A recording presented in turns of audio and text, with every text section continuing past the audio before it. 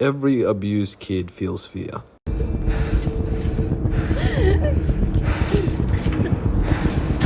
What are you gonna do with that, fatty? Huh? Huh? That's what I thought. Every abused kid wants to bark back.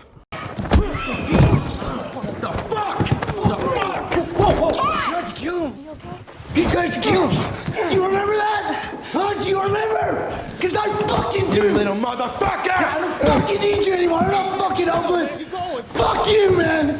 You just slice your own fucking throat, bitch. Quit it.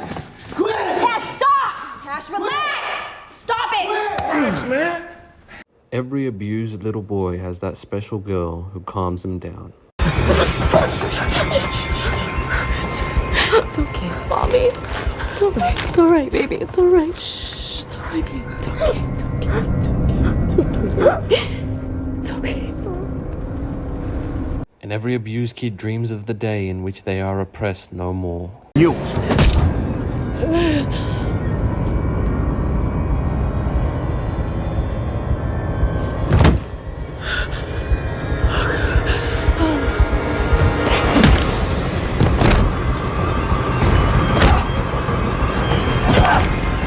Keep kicking him!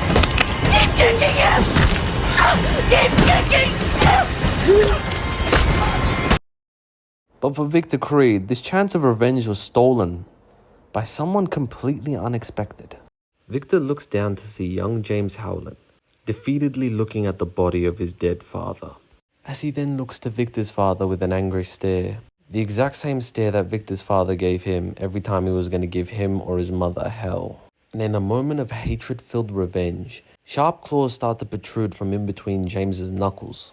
The angry young boy had let out the most blood-curdling scream. And the naive young boy who everyone thought was the most innocent out the bunch ran over to Victor's father and penetrated him with his claws. A deserving pain that ended his abusive reign. When confronted by Victor outside on why James did this, James begged and pleaded, saying that he never meant it. But Victor wasn't out for revenge that day. He had been thinking of that day for months. And he told James, he had it coming. You did what he deserved. But the rest of their home, they never favored their new gifts that they had. It made them look like demons. Well, that's what Victor's father saw every time he tortured Victor in order to quote-unquote fix him. From this point onward, Victor believed that James was probably the only person he could trust. As now James knows Victor's suffering. As everywhere Victor went, all he saw were judgmental, merciless glares. Stares from eyes that were cold as stone, and all they ever did was degrade him. He never chose to be like this, but it's not like any one of them cared. We gotta get out of here, James. Where are we supposed to go? A place in which all men become beasts. From the nothingness that they were, the two had managed to train themselves just enough to get into the army, a contract that had sold their souls forever, as their hearts just kept getting blacker, as life after life had perished at their very hands. The guilt had overwhelmed James, drowned him in sorrow, but Victor always gave in to these animalistic urges. Hey, yo, what the fuck? These men are feral creatures, Striker. General, that's the point I'm trying to make here. Do you want them to let loose? They're on our side. What could stop us? That's a real big if there. Replicate their circumstances, we can have a whole army of them. Have you gone insane? Our enemies will crumble before us. Look, may I speak with them? Your funeral, Colonel. We then cut to a mercilessly dark room, as we now see James and Victor aged up. When did you become so inhuman? You ain't seen the rest of the world? Just because they're pricks, it doesn't mean we have a right to be too. Keep thinking like that, and everyone's going to turn their back on you. Victor, not everyone is out to get you. That's the thing. You never know until it's too late. As the jail door opens, a blinding light follows, as Colonel William Stryker enters the cell. Gentlemen, the hell are you supposed to be? A job opportunity. Count me out then. Mr. Howlett, if you knew what was at stake, I won't spill any more innocent blood. Cut the lies, man. We're just pawns to you.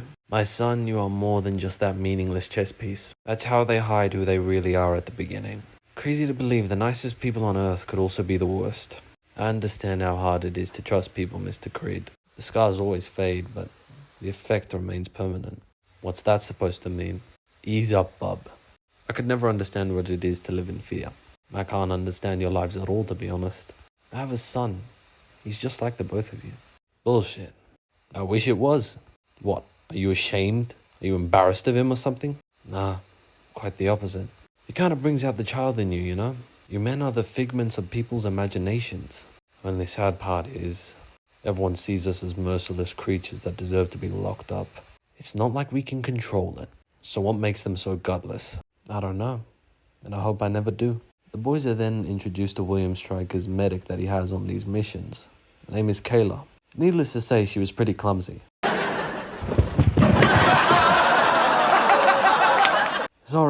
Sorry. I sometimes wonder why I got this job, to be honest. Don't worry, kid. You know you're the best there is at what you do. And you are? Kayla, I'm his medic. Are you sure she belongs near a battlefield? Hey! I'm really important! Oh, sure you are. You should see all the casualties that we have. They say she's like medicine. Well, I hope she never operates on me then. How about you try getting your first aid certificate? Pipe down, kid. You're not that special. Victor lay far away from everyone, witnessing the whole scene unfold right in front of him. Untrusting of the two that he had just met. He didn't want to be that helpless little boy that he used to be. But his whole life it was so hard to avoid that type of abuse. Everybody in the world wore the face of the man that pulled out his very teeth. He then looked at the attractive young woman, so innocent and full of love, with eyes that mirrored that of her eyes. The woman that had always come to comfort him, even after all the abuse that his beautiful mother endured. Nice to meet you, she said unexpectedly, as Victor looked on shocked. The words he said echoed in his mind. Even the nicest people could be the worst in the end. He kept distant from her for quite an extended period of time. Hey, bub, don't be so rude. Did you just forget what you've been saying for the past 5 minutes? At least I'm actually socializing. Gentlemen, there's a war coming. One that we can't stop. And you could lose everyone you love. We don't love anyone, just each other. We no longer have anyone to lose. Even if we did, I'd let you put the final bullet in him. That dirtbag never knew what love was. We'll fight so that way the world doesn't take you from each other. As they hear this, both men come to a sad realization. And in that moment, they decide to be hard again. Hard so that way no one can ever touch them. That's what she said. Michael, please. There he is. Please. Mwah! There he is. Come on. When the sun rises, I wake up and chase my dreams. I won't regret when the sun sets, 'cause I live my life like I'm a beast.